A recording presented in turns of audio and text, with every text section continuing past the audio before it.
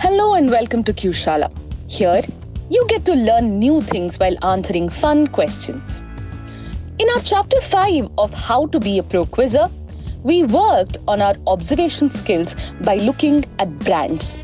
We also heard from Q-Shala's Shrija Bhattacharya speaking about her experience in creating and conducting Q-Shala family quizzes. Games period, the most favorite period in school. We all have played multiple sports. We might have represented our schools in tournaments as well. Well, when did people start playing sports is not known. But we do know that early Egyptians went swimming. Romans had gladiator events for public, and the Greek also had their own ancient game competitions. Sports or games are competition, history, technique, and definitely a topic in quizzes. Let's play a game of Kahoot to test our sports quotient. Pick up an extra phone or a tablet or even open your laptop.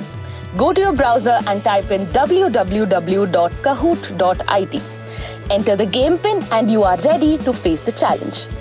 You can find the challenge link in the description below. Is 0098-31153. That is 0098-31153. Once you type in the game pin, click on Enter. Alternatively, you can click on the link given in the description below. On this page, give a nickname here or give your actual name itself and click on Go. This is a Kahoot by Q-Shala. This is about how to be a pro quizzer, and all the questions are from the world of sports. So can you answer these questions from the world of sports? Let's see. Here you go. Pictured is Baron Pierre de Coubertin, who in 1894 had announced the revival of an ancient tradition.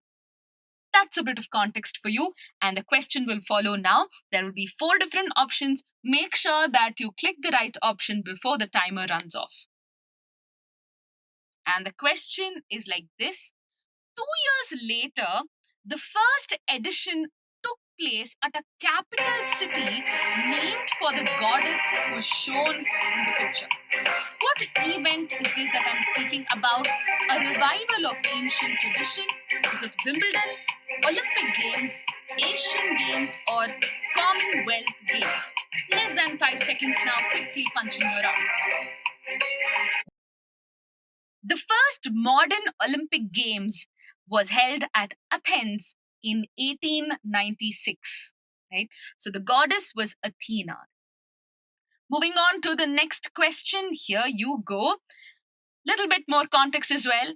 The picture that you're seeing is one of the most famous photographs in the history of football. It took place in a quarter-final match between Argentina. And here's the question. Which player who passed away in 2020 is shown here scoring this iconic, Abby, controversial goal, right? So the one that was pictured in the last slide, who was that, right? So is it Lionel Messi, Cristiano Ronaldo, Diego Maradona, or Neymar? Here's the next question for all of you. Similar to Gilli Danda, this game called Dandi Bio was the national sport of India's which neighboring country? Right? It was not right now. Which neighboring country is this that we're speaking about? Is it Sri Lanka, Bhutan, Pakistan, or Nepal? Dandiya Bio was the national sport of Nepal till 2017. Now, volleyball is the national sport of the country. Moving on to our next question. This Romanian-American sportsperson scored a perfect 10 at 14 years age during the 1976 Olympics, which was held in Canada. In which sport? Right? And your options are gymnastics, synchronized swimming, tennis or fencing? Image should be a clue. Yes, it was gymnastics. Here you're seeing the cover page of Time magazine, and this is said to be one of the most iconic moments in sporting history. She scored a perfect 10. Moving on to the next question. Moving on to the next question. Bit of context. This is the cast of a film that tells a story of the first time something happened in Indian sporting history. Major clues are in this picture. If you've been following the news currently, you will definitely be able to answer this. Let's look at the question. Who was the central figure behind the second time it happened? He has also been portrayed in a movie.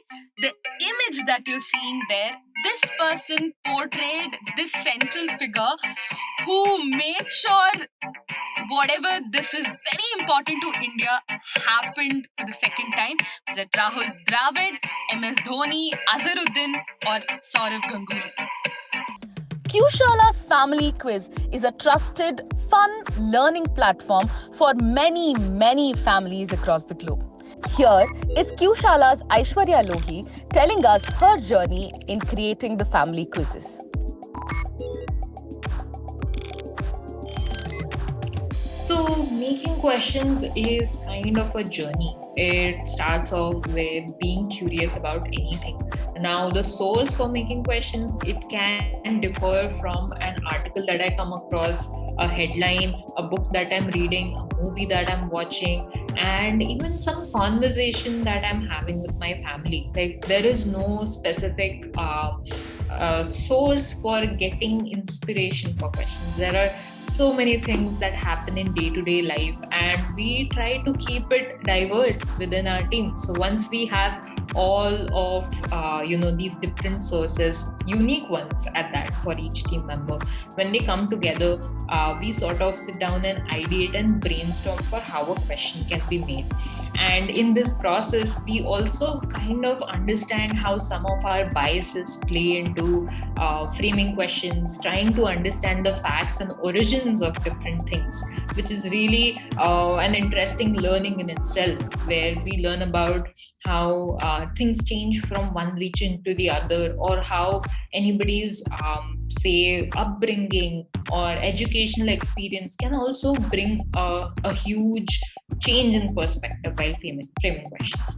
So yeah, step 1 is get inspiration. Step 2 is get together with the team and sort of have fun doing that entire process, make it organic, and do what feels the most exciting.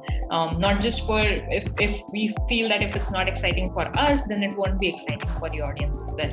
So we try to get as excited in the process as much as we can. And after that, what we do is once the questions are made, we sort of share it with another team member who reviews it. Now, this person usually does not have all the context that we had while framing the question. So their organic reaction to it, when they see the question, they are like, oh, wow, I had no idea about this. That really helps us, sort of distinguish which questions will work and how we can modify the rest to make them go wow and feel like great questions for them.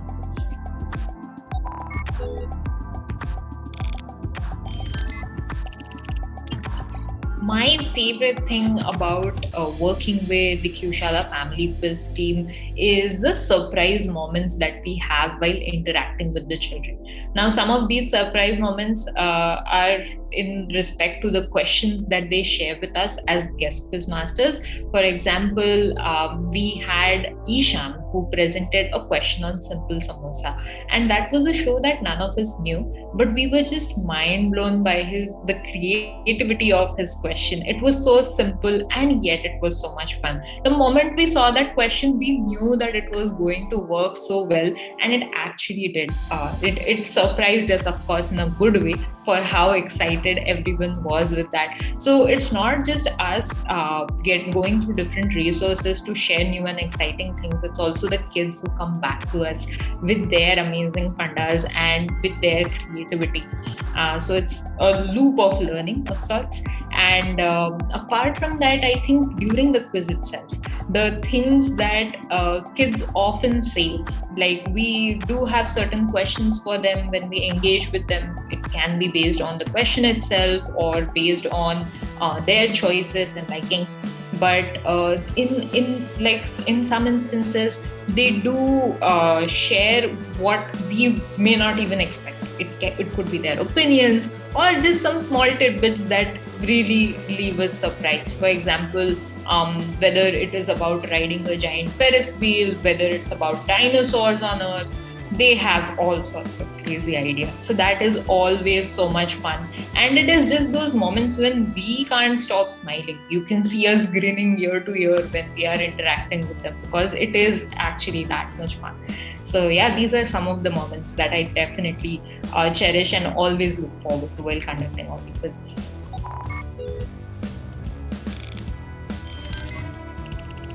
I think some of the things that can help you out is definitely being curious. It is also sort of linked to what I shared in the beginning.